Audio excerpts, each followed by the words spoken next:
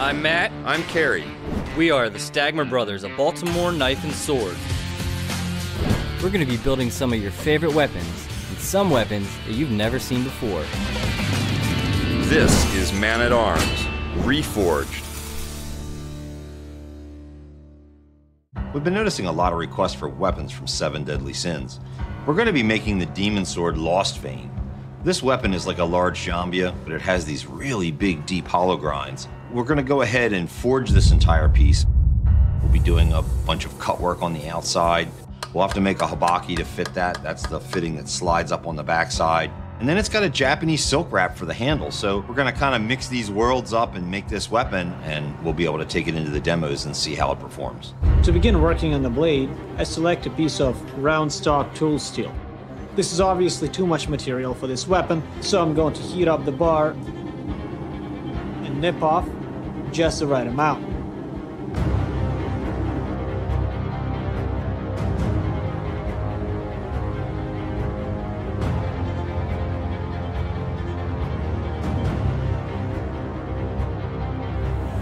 After I have nipped off the right amount of material, I will begin by tapering the bar. I will flatten it and start beveling.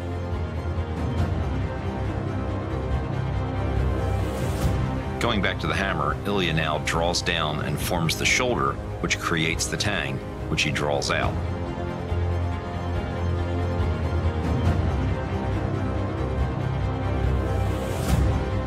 This will go inside of the handle to hold the sword in place. Using the dies of the hammer to pinch the material down, he draws down the thickness along the edge. It'll be fairly rough, so he's going to be able to come back in with a top tool and smooth this surface down before hand forging.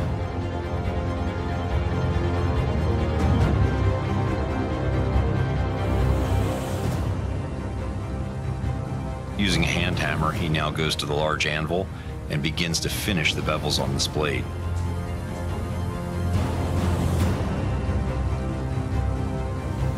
There's a center ridge. He'll drive it down until that center ridge shows. I'll be using that to lay out where the circles are for the cut through, and then Matt will grind that true.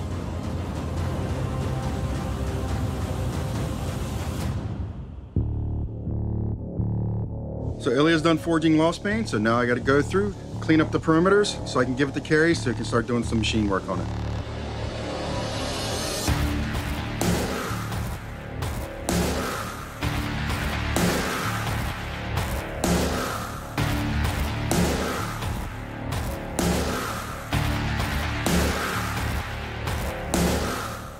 I'm going to lay out where the holes are going to go. I'm going to make it real easy. We do this fairly often with objects. I'm just going to take my phone, turn my camera on, and then we'll just take this shot from overhead.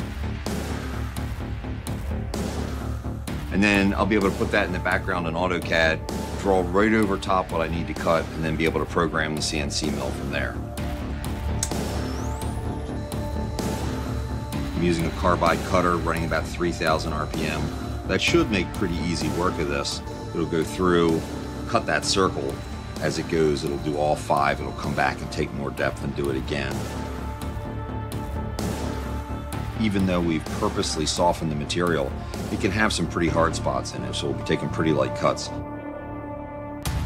It's going to go through and make 15 or 20 passes to get the depth.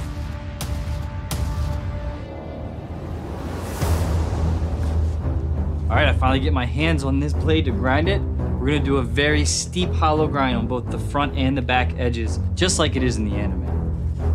It might not be a very long sword, but holy moly, that's a lot of material to take off. It's over 1/2 inch thick in the actual center. So it's gonna take me a while. I'm never gonna make this blade light, but I am gonna make it sharp.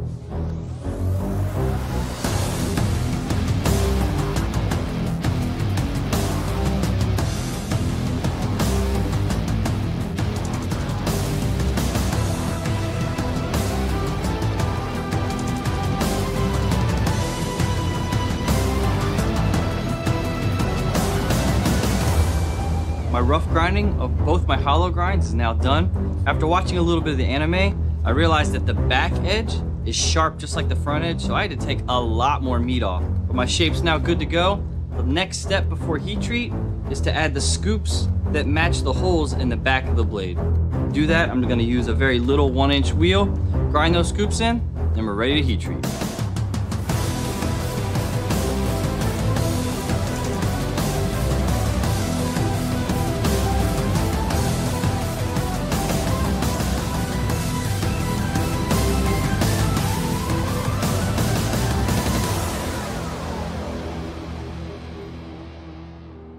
With Lostvayne now ground to shape, I've decided to go ahead and start adding in the detail that are on the back half of the blade.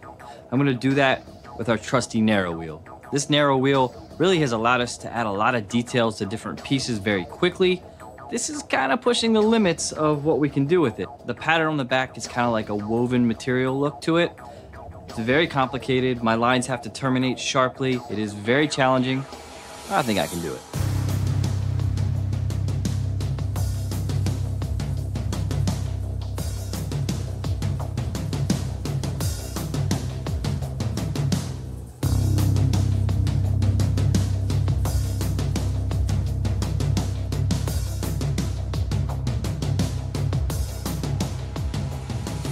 With the grinding now done and our designs cut in the back of the blade, it's now time to heat treat.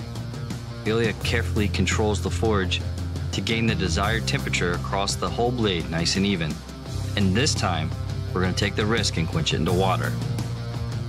Afterwards, Ilya places it back into the forge, very carefully, just for a few seconds, to gain a safe temper. Because I left the edges a little thick to play it safe for the heat treat since I knew we were quenching into water, I now have to refine my shape a little to get the edge nice and thin to make sure we have a nice cutting blade.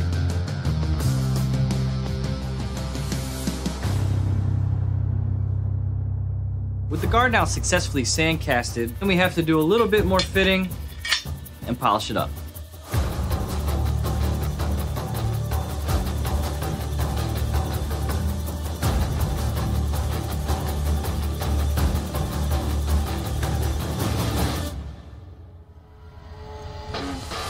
Ilya now takes copper and begins to form the sabaki.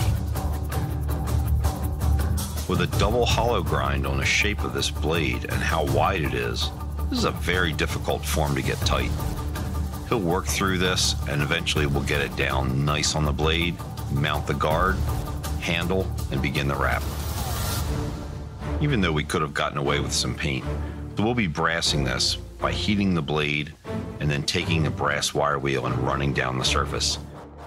It permanently deposits brass over the top. It'll even patina over time and show the same kind of surfaces that solid brass would. All of this on a piece of steel. This blade has already been hardened, so Matt and Ilya will be dipping the edge in water so that they can heat the backside for the brass work, but keep the edge hard.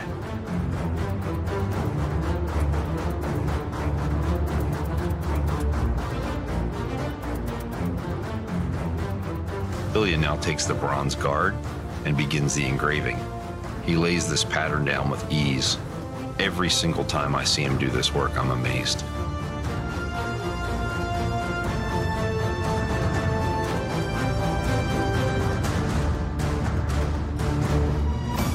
This is certainly the deepest hollow grind blade we've ever made. I'm pretty amazed at just how sharp it is.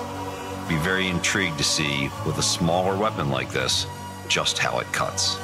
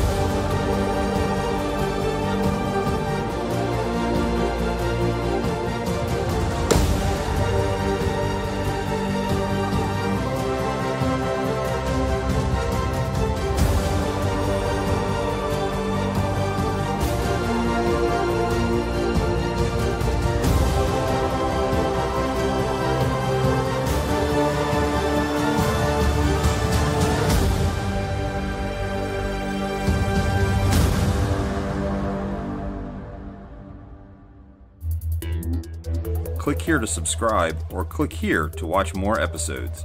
Thanks for watching Man-at-Arms Reforged. We need to know what you want the guys to build, so tell us in the comments below what weapons you want to see next.